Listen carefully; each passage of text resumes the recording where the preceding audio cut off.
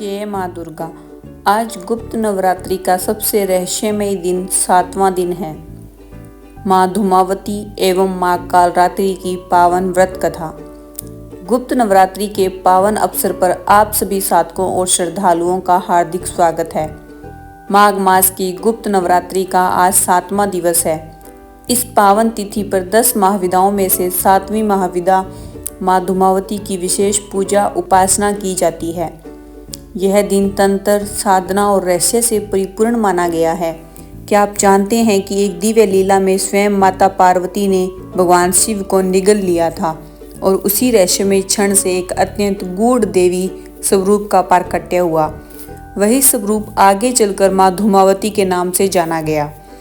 आज की इस कथा में हम पहले माँ धूमावती की पौराणिक उत्पत्ति जानेंगे और तत्पश्चात 7वें दिन पूजित माँ कालरात्रि की महिमा का श्रवण करेंगे।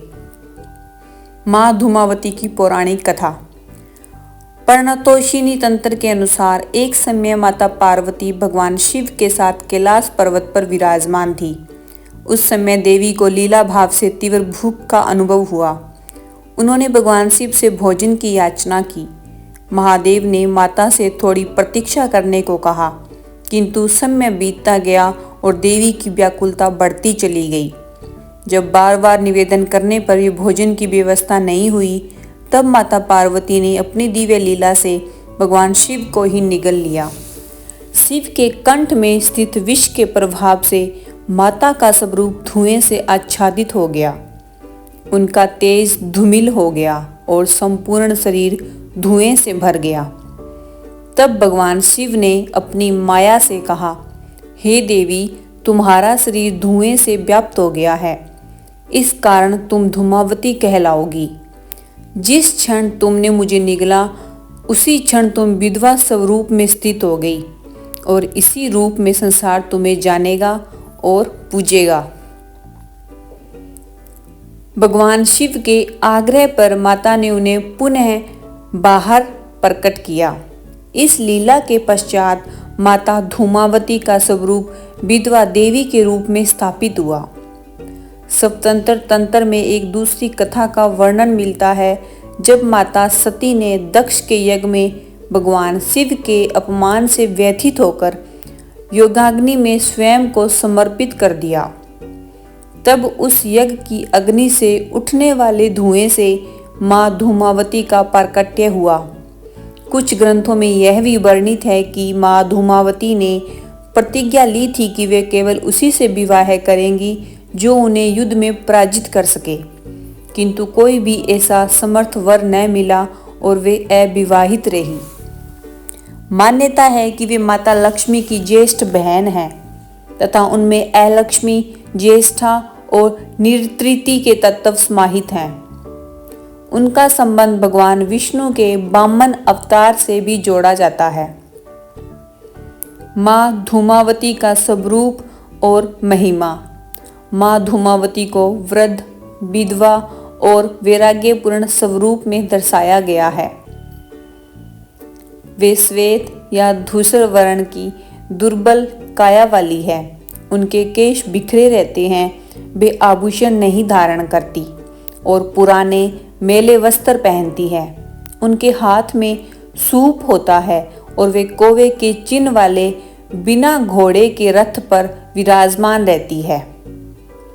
माँ धूमावती की साधना से अत्यधिक दरिद्रता का नाश होता है। रोग, शोक और बाधाएं समाप्त होती हैं। शत्रु पर विजय प्राप्त होती है।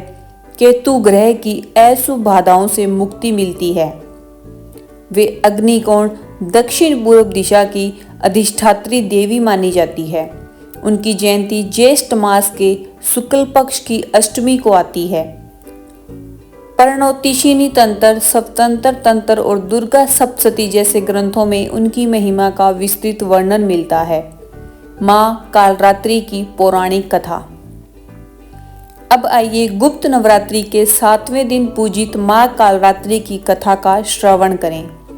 प्राचीन काल में शुंभ, निशुंभ और रक्तबीज नामक दैत्यों ने तीनों लोकों में आतंक मचा दिया था। इनमें रक्तबीज अत्यंत भयानक था।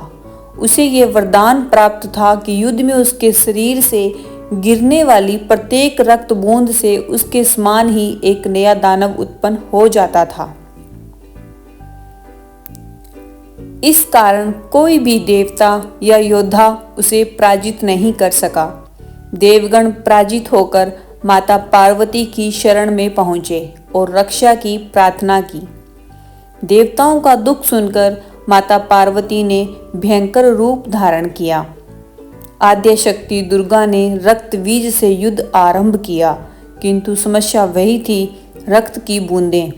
तब देवी ने अपने ही उग्र स्वरूप देवी चंडिका को प्रकट किया और आदेश दिया, जब भी मैं इस असुर पर प्रहार करूं, उसके रक्त की एक भी बूंद पृथ्वी पर न गिरने पाए। देवी चंडिका ने विकराल मुख फैलाया और रक्त बीज के रक्त को भूमि पर गिरने से पहले ही पीना आरंभ कर दिया। इस प्रकार रक्त बीज की शक्ति समाप्त हो गई और अंततः उसका वध हुआ। इसी उग्र रात्रि समान भयानक स्वरूप में देवी मां कालरात्रि के नाम से विख्यात हुई। मां कालरात्रि की पूजा विधि: 7वां दिन ब्रह्म मुहूर्त में उठकर स्नान करें, लाल वस्त्र धारण करें, घर व पूजा स्थल को गंगा जल से शुद्ध करें, कलश स्थापना कर मां का आवाहन करें, पुष्प, अक्षत, सिंदूर अर्पित करें, दीपक प्रज्वलित करें, मंत्र जाप: ओम कालरात्रये नमः। मां को गुड़ या गुड़ से बना हलवा भोग लगाएं। काली चालीसा, कुंजी का स्तोत्र का पाठ करें। सप्तमी की रात्रि सरसों या तिल के तेल की अखंड ज्योति जलाएं, जिसे नवमी तक प्रज्वलित करें। हे मां कालरात्रि, यदि हमारी पूजा में कोई त्रुटि रह गई हो तो कृपा कर क्षमा करें।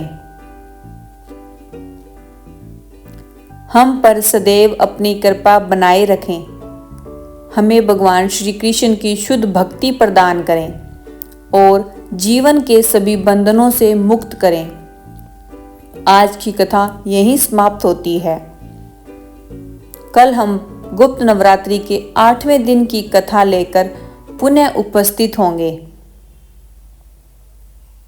यदि यह वैदिक कथा आपको प्रिय लगी हो तो इसे अपने परिवार और मित्रों के साथ साझा करें और कथा कहानी 13 चैनल को सब्सक्राइब अवश्य करें।